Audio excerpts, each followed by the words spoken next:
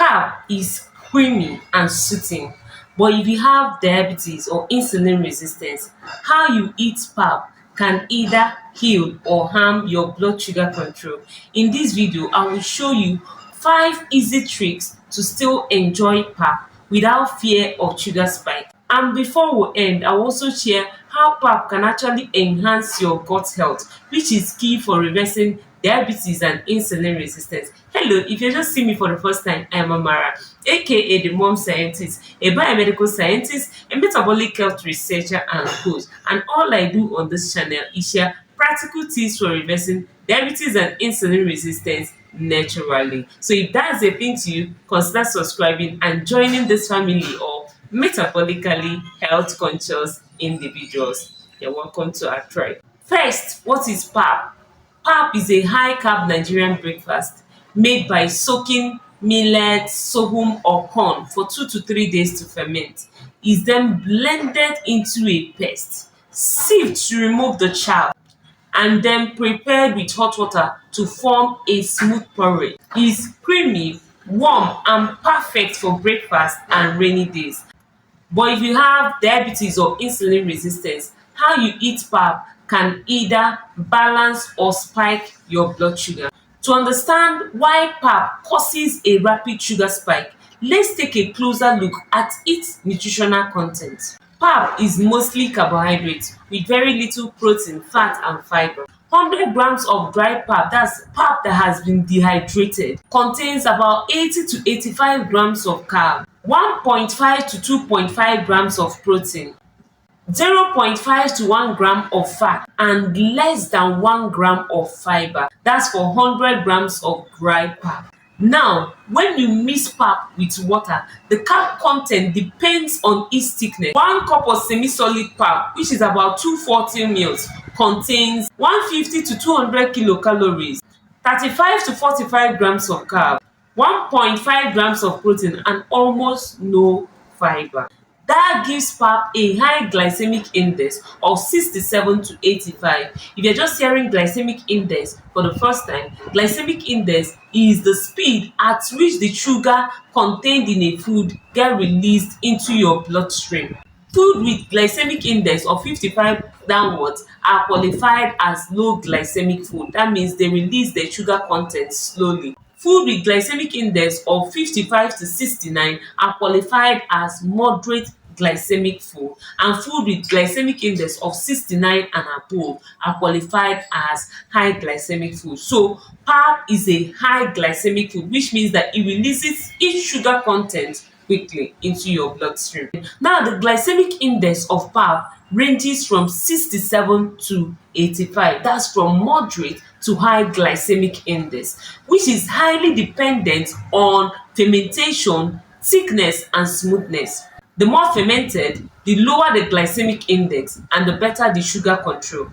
The lighter and the smoother, the higher the glycemic index. That's when it's well sieved and very light, the higher the glycemic index. Now let's get something very clear here.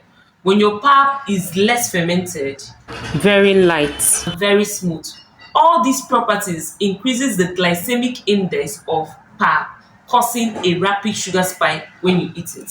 Worst ways to eat your pap. 1. Eating your pap alone. No protein, no fiber, no fat. With what I've already explained, you should know that eating your pap alone will give you a rapid sugar spike. Number 2, adding sugar or honey to your pap. This will automatically worsen the spike. Number 3, eating large portions. Of course, you know that portion controlling your carb is critical for reversing and managing diabetes naturally. And lastly, eating pap at night. At night, your insulin is least sensitive, so the spike hits harder and lasts longer. So you should avoid eating your pap in any of those ways. Now let's get to the smart ways you can enjoy your pap without worrying about sugar spike. Number 1, sweeten smartly. Use cinnamon instead of sugar or honey. Cinnamon adds mild sweetness to your pap and can modestly lower your blood sugar by improving insulin sensitivity. So go for sweeteners with therapeutic or healing properties. Number 2, take anti-spike drink first. Drink apple cider vinegar, a tablespoon in a glass of water, or lemon water 30 minutes before your meal. Lemon contains citric acid, while apple cider vinegar contains acetic acid. And acid slow down the rate at which your body digests starch. Acid inhibits the enzyme amylase that break down starch, so e slow down the rate at which your body digests starch and release sugar into your bloodstream. But if you tolerate apple cider vinegar, go for apple cider vinegar instead of lemon, because apple cider vinegar is more effective at controlling sugar spike than lemon water. Lemon water has gentle effect and the effect doesn't last long, while apple cider vinegar contains acetic acid, which is more powerful at controlling blood sugar than citric acid. Another thing is that apple cider vinegar improves insulin sensitivity better than lemon water. So if you tolerate apple cider vinegar, go for apple cider vinegar instead of lemon water. Number 3, ferment longer and blend without sieving out the chaff. This is one of the most powerful tricks and most people miss it. Longer fermentation for like 3 days allows beneficial bacteria to partly break down starch contained in pap, and some of this starch get converted to organic acid like lactic acid, which will further reduce the glycemic impact of pap. Longer fermentation also increases resistant starch in pap. Resistant starch are starch your body cannot digest or digest slowly, so this will further slow down sugar spike. And when you don sieve out the bran, that's the outer layer of your millet, sorghum or corn, you retain the fiber and the germ layer, both of which slow down sugar release and also feed your gut bacteria, thereby enhancing your gut health. So the longer you ferment, the more the bran you keep, the gentler the sugar release, and the better the gut benefits. So think of it as transforming your pap from a fast sugar drink to a slow healing food. Number 4, add chia seed or flaxseed powder for extra fiber. If you want to take your pap from ordinary to metabolically healthy food, sprinkle chia seed or flaxseed powder right before you start eating. Both are rich in soluble fiber and omega-3 fats, which form a gel-like substance in your stomach, slowing down digestion and preventing sugar spikes. They also feed your gut bacteria, improving insulin sensitivity over time. So even 1 teaspoon of chia seed or flaxseed powder can turn the glycemic impact of your pap around and make it more blood sugar friendly. Now, before I share the 5th trick and how to harness the gut health enhancing benefits of pap, if you have watched up to this moment, it shows you are getting some value from this content. Please do well to like this video, subscribe to the channel, and share with people in your circle, just 2 or 3 persons in your circle, or 2 or 3 WhatsApp groups you belong to, so that someone living with diabetes or insulin resistance can get this valuable information. Number 5, eat veggies, protein or healthy fat first before eating your pap.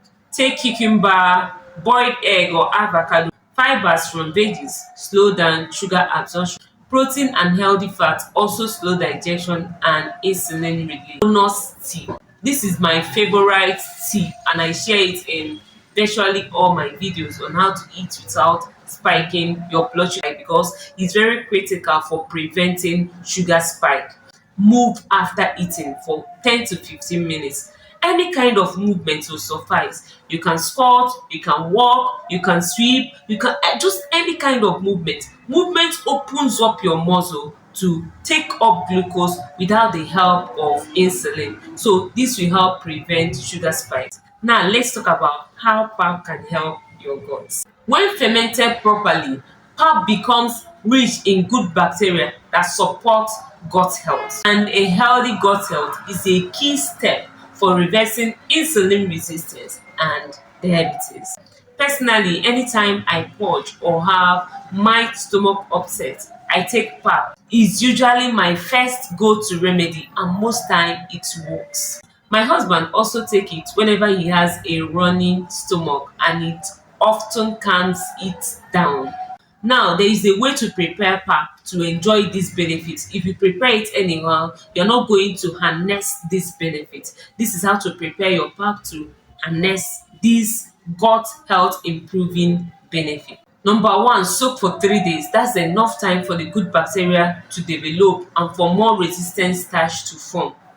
Number two, keep it hygienic. Use a clean container, wash it properly and change the water daily until the third day. This ensures only the good bacteria multiply. Then blend with the outer layer intact. That's where the fiber and the resistant starch are more concentrated. Finally, if you want to take your pap for gut health, dissolve a spoon in water and drink it raw after meals. If you can't take it raw, add a little warm water, not hot water, and drink it like that. Now you see that pap is not entirely bad for people living with diabetes or insulin resistance. How you take it and make it matters. So when next you crave pap, ferment for 3 days, blend with the outer layer intact, take anti-spike tea before your pap, sweeten with cinnamon, eat veggies, protein or healthy fat first. Move after your meal. If you got value from this video, please share it with people in your circle and watch this next one on how you can eat beans, moi moi and akara without a sugar spike. See you there. Cashier.